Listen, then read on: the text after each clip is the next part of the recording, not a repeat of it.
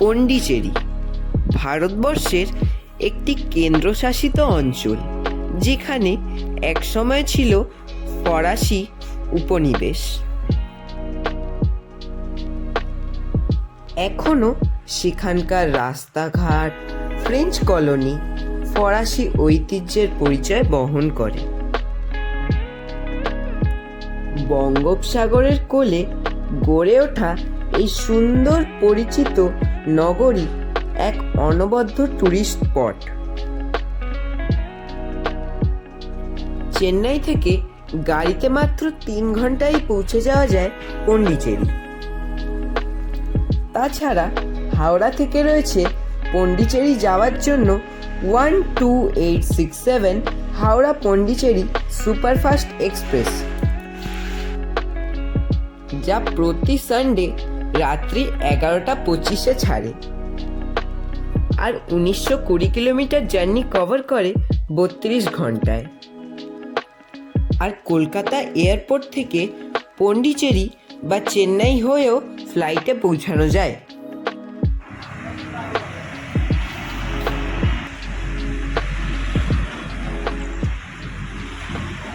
Good morning everyone. আজকে আমরা আছি চেন্নাইয়ের সিরুফেরি। এখন বাজে সকাল 8টা। আমরা আজকে চেন্নাই থেকে পন্ডিচেরি ছোট্ট একটা ট্রিপ করব, বেশি দূর না, 100 কিলোমিটার মতো। এখন কিন্তু ওয়েদার বেশ ভালো। কিছুক্ষণ আগে যদিও একটু বৃষ্টি হয়ে গেছে, এখন কিন্তু ওয়েদারটা তাও ভালো আছে। দেখি কেমন থাকে পুরো ট্যুরটাতে ওয়েদারটা। আজ হলো 22 নভেম্বর। এখানে ওয়েদারটা দারুণ, ঠান্ডাও নেই খুব গরমও নেই। তাহলে দেখতে থাকো দর্পণস ক্রিয়েশন। আশা করি ব্লগটা খুব ইন্টারেস্টিং হবে। এখন একটু হোটেলের রুমে যাই, কিছু টুকটাক জিনিসপত্র নিয়ে বেরিয়ে পড়ব পন্ডিচেরির উদ্দেশ্যে।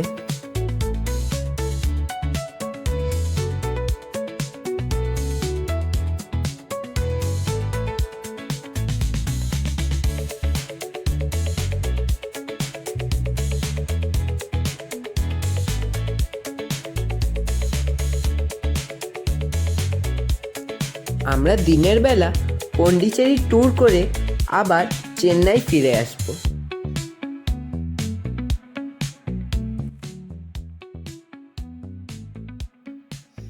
সারাদিনের জন্য বেরিয়ে পড়লাম।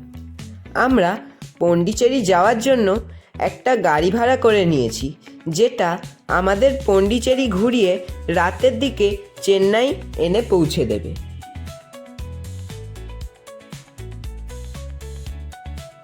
আমাদের গাড়ি ছুটে চলেছে হাইওয়ে দিয়ে। সড়ক পথে দারুণ সুন্দর ইস্টার্ন কোস্টাল রোড দিয়ে আমরা চলেছি।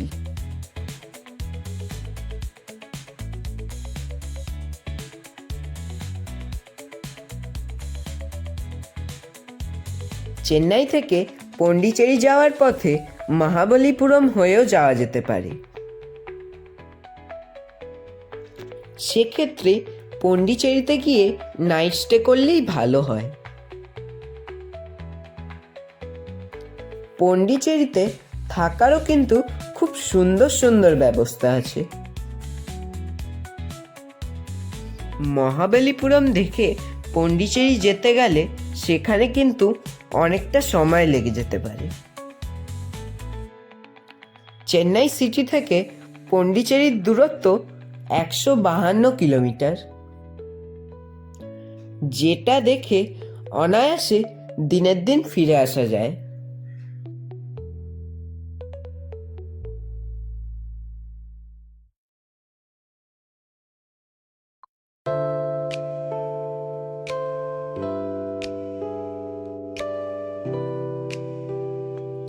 সকাল সকাল হোটেলের নিচের ব্রেকফাস্টের দোকান খোলা না থাকায় এখন আমরা রাস্তায় নেমে ব্রেকফাস্ট করছি।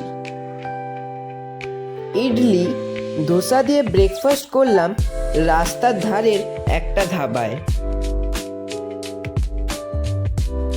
এবার আমরা আবার এগিয়ে চললাম পন্ডিচেরির দিকে। রাস্তার ধারে ধারে জায়গায় জায়গায় আছে সমুদ্রের ইনলেট, এত সুন্দর দৃশ্য দুপাশে।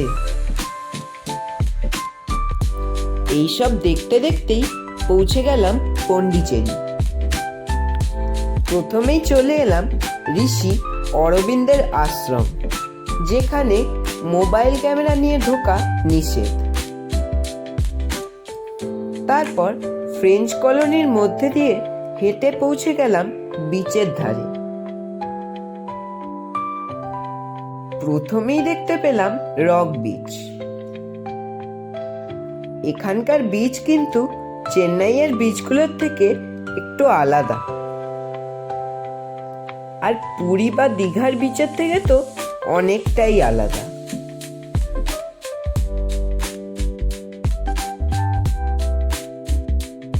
কারণ বিচের বেশিরভাগ অংশেই রয়েছে বড় বড় পাথর, আর বিচের সামনে রয়েছে পরিষ্কার বাঁধানো রাস্তা।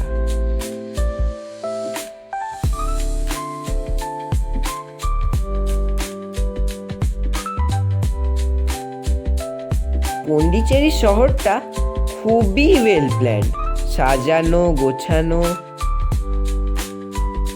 এই রাস্তায় কোনো গাড়ি চলে না, তাই জন্য খুবই সুবিধা। আর এই হলো হোটেল প্রমেনেড। এখানে হঠাৎ করেই একটু ঠান্ডা ঠান্ডা হাওয়া দিয়ে ঝড় বৃষ্টি শুরু হয়ে গেল। ওয়েদারটা কিন্তু দারুণ লাগছিল, কারণ কিছুক্ষণ আগেই এত গরম লাগছিল রোদে, খানিকটা বৃষ্টি হয়ে সব ঠান্ডা হয়ে গেল। এই হলো পন্ডিচেরির ওল্ড লাইট হাউস। আর বিচের উপরেই রয়েছে গান্ধীজির একটি স্ট্যাচু, যাকে ঘিরে রয়েছে রডি বড় বড় পিলার। পাশেই এই প্রমেনেড বিচ।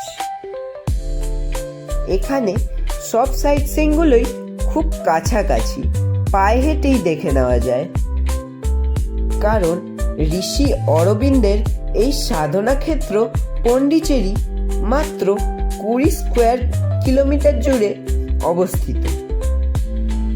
তবে এই ছোট্ট কেন্দ্রশাসিত অঞ্চলটির সৌন্দর্য কিন্তু অসাধারণ। সুন্দর সুন্দর বিচের হাতছানি, চোখ জোড়ানো সুন্দর সুন্দর চার্চ। এখানে এসে 2-3 দিন থাকলে বেশ ভালোই লাগবে।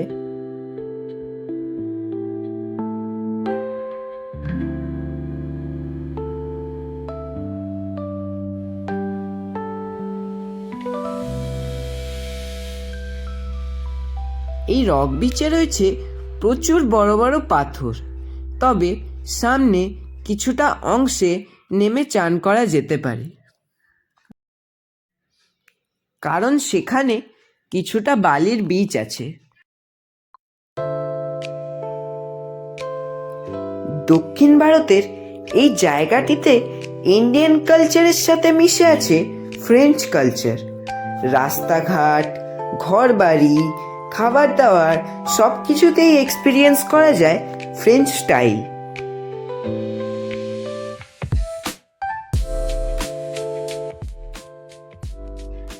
বৃষ্টির পর আবার সুন্দর রোদ উঠে গেছে, আর এখানে জলের কালারও অসাধারণ।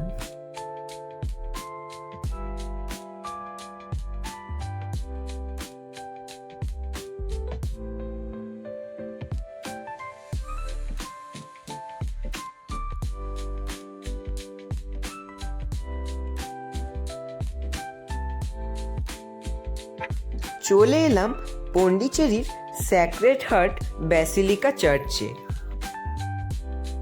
পন্ডিচেরি রেল স্টেশনের ঠিক উল্টো দিকেই রয়েছে এই 100 বছরের পুরনো ঐতিহ্যবাহী চার্চ।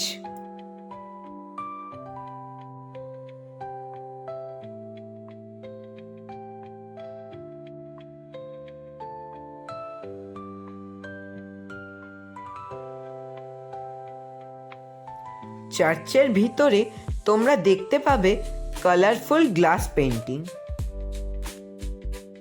যাতে যীশু খ্রিস্টের জীবনের বেশ কিছু কথা ফুটিয়ে তোলা রয়েছে।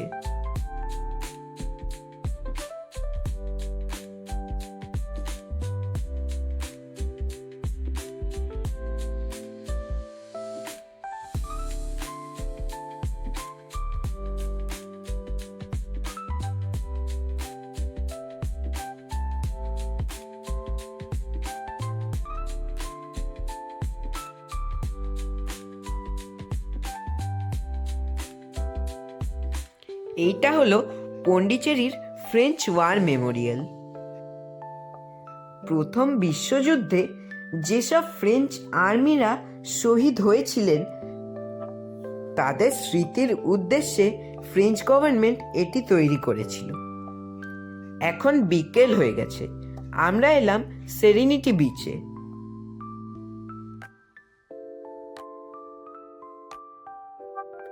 প্রমেনেড বা রক বিচের মতো এই জায়গাটা অতটাও ভালো লাগলো না।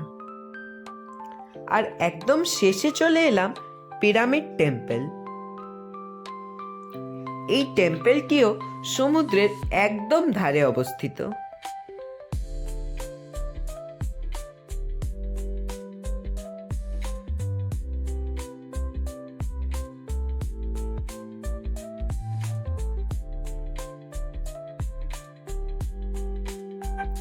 সামনেই রয়েছে নারকেল গাছে ছাওয়া আরো সুন্দর একটা বিচ।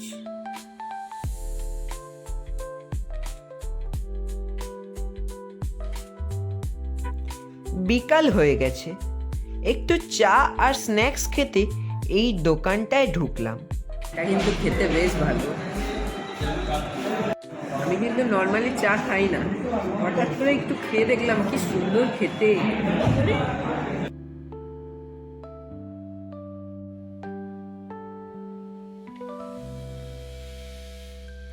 এই ধাবাটা চেন্নাই পন্ডিচেরি হাইওয়ের একদম ধারে অবস্থিত।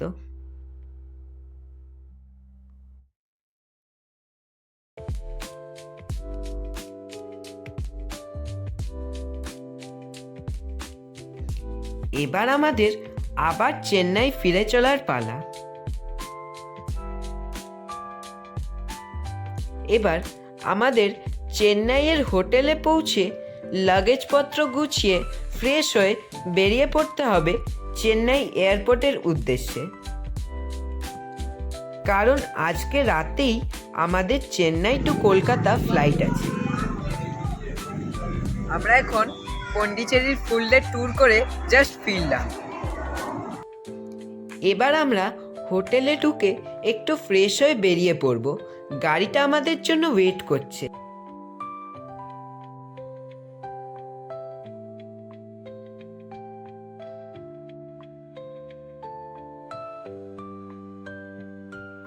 চেন্নাইকে বিদায় জানিয়ে এবার আমরা এয়ারপোর্টের পথে। আজকে রাতের মধ্যেই আমরা পৌঁছে যাব কলকাতা, আর পিছনে পড়ে থাকবে এই কদিনের চেন্নাই ভ্রমণের স্মৃতি। এয়ারপোর্ট পৌঁছাতে ঘন্টাখানেক সময় লাগবে।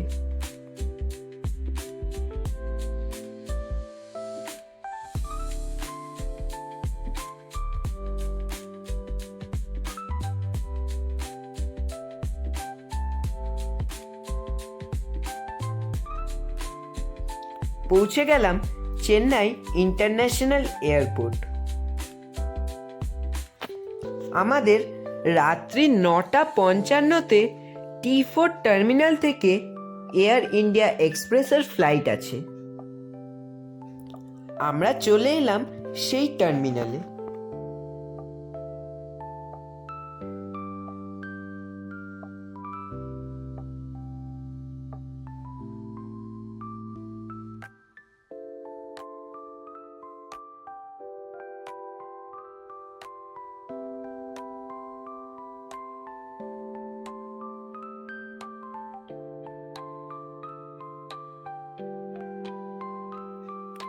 এবার আমরা লাগেজগুলো নিয়ে এয়ারপোর্টে ঢুকে পড়লাম। সব ফর্মালিটি শেষ করে তারপর আবার আসছি।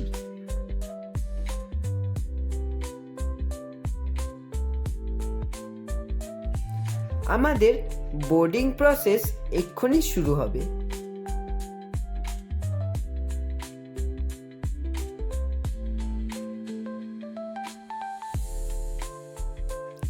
আমাদের ফ্লাইট মোটামুটি ঠিকঠাক টাইমেই আছে, খুব একটা ডিলে করেনি।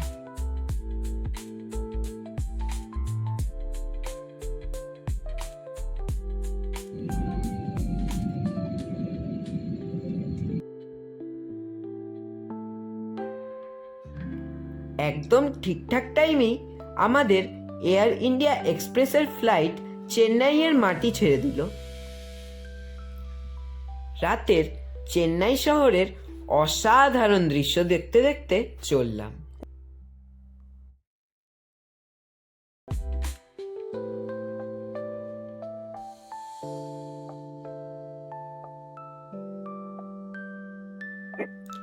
চেন্নাইকে বিদায় জানাতে খুবই খারাপ লাগছে, কিন্তু কলকাতা তো ফিরতেই হবে। মাঝ আকাশে প্লেনটা উঠে গেলে তখন আর কিছুই দেখার থাকবে না, তখন শুধু কলকাতায় ল্যান্ডিং এর জন্য অপেক্ষা করতে হবে।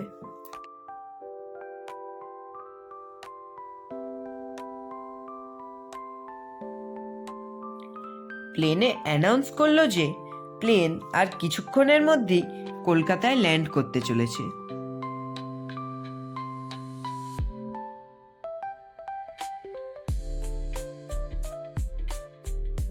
ছোট ছোট জোনাকির মতো আলো দেখতে পাচ্ছি।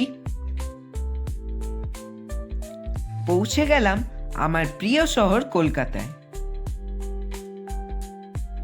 প্লেনটা একদম সেফলি ল্যান্ড করলো ঠিক রাত 12:30টায়।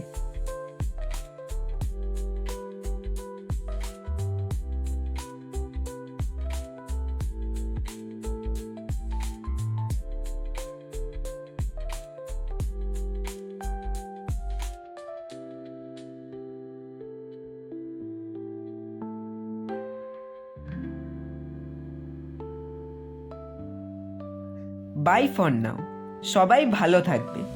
আবার আগামী কোনো ভ্লগে তোমাদের সাথে দেখা হবে। এই ভ্লগটা ভালো লেগে থাকলে চ্যানেলটা সাবস্ক্রাইব করবে আর ভিডিওটাকে শেয়ার করে দেবে।